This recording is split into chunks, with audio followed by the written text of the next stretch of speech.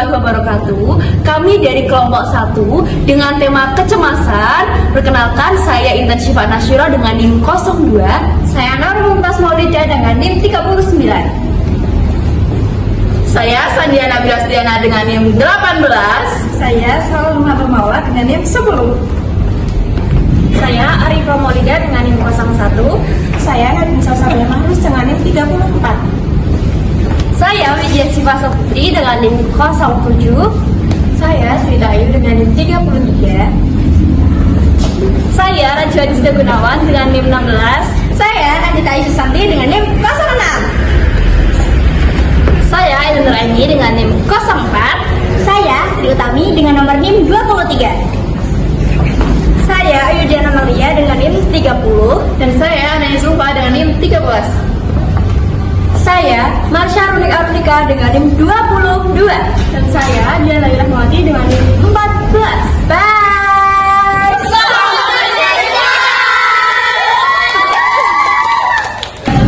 Halo teman-teman, tahu nggak sih kehamilan dan kelahiran itu adalah momen yang indah, tetapi juga menjadi masa penuh tantangan bagi banyak perempuan loh. Rasa cemas, takut, dan khawatir berlebihan seringkali muncul tanpa kita sadari. Dan itu bukan hal yang memalukan ya. Kecemasan pada ibu hamil dan ibu pasca melahirkan adalah hal yang nyata dan perlu diperhatikan. Kalian sudah tahu belum apa itu kecemasan maternal? Apa ya? Ayo kita bahas. Kecemasan maternal adalah kondisi ketika ibu merasa khawatir berlebihan tentang kehamilan, persalinan, atau kesehatan bayi. Kadang ibu terus-menerus memikirkan hal-hal buruk yang bisa terjadi, sulit tidur, jantung berdebar, atau merasa tidak tenang tanpa alasan yang jelas. Hal ini atau kondisi ini bisa terjadi selama masa kehamilan, antenatal, maupun setelah melahirkan atau postpartum. Nah, untuk kesehatan mental perinatal adalah pelayanan kesehatan yang diberikan kepada ibu dan bayi mulai dari usia kehamilan 28 minggu hingga 7 hari setelah melahirkan.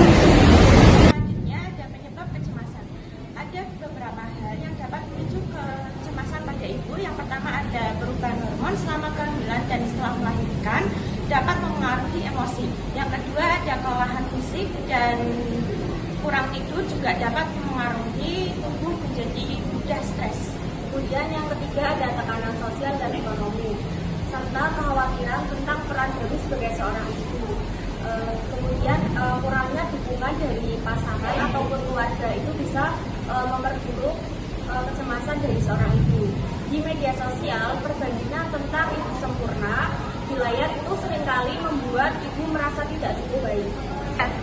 Nah, jadi gejala apa aja sih yang perlu diwaspadai ibu? Untuk yang pertama, yaitu rasa khawatir yang berlebihan dan sulit dikendalikan. Yang kedua, sulit untuk tidur atau beristirahat padahal bayi sedang tenang. Yang ketiga, jantung berdebar, sesak nafas, dan badan bergemetar. Yang keempat, sulit untuk fokus atau sering merasa tegang. Dan yang kelima atau yang terakhir, yaitu rasa selalu berpikir buruk akan bayi dan diri sendiri. Nah, jadi jika 5 gejala tadi terus berlangsung selama lebih dari 2 minggu, itu tandanya ibu memerlukan bantuan ya.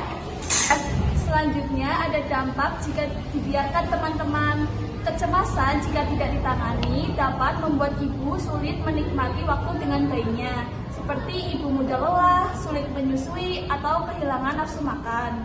Bayi pun bisa merasakan stres dari ibunya, memengaruhi ikatan emosional dan perkembangan anak berikutnya.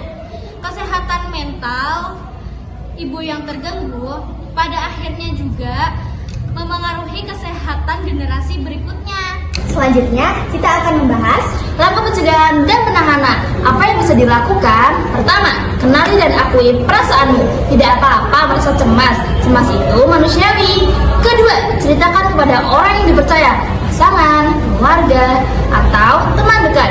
Ketiga, jaga pola hidup sehat, istirahat cukup, makanan bergizi, dan luangkan waktu untuk relaksasi.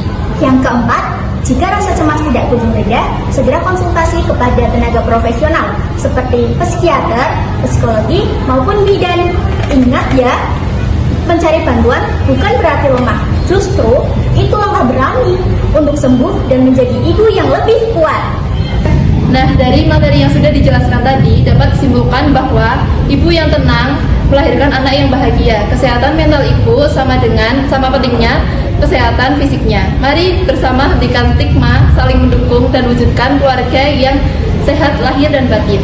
Karena ketika ibu merasa aman dan didukung, ia bukan hanya melahirkan seorang anak, tetapi juga masa depan yang penuh kasih dan harapan.